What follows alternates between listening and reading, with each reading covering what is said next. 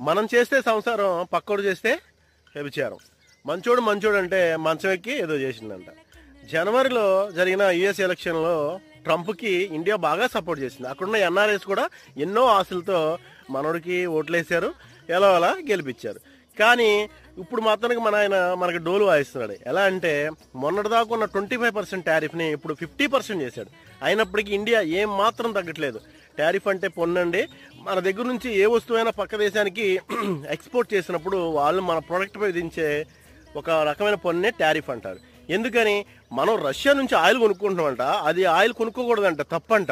Russia నుంచి oil కొనుక్కుంటున్నాం కాబట్టి 25% టారిఫ్ని 50% చేశాడు. అయినప్పటికీ ఇండియా ఏ మాత్రం తగ్గట్లేదండి.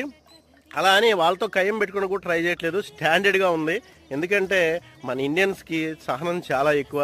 గొప్ప గొప్ప వాళ్ళు ఇండియన్ ఏం చేయలేకపోయారు. ట్రంప్ ఎంత మన ముందు. కాబట్టి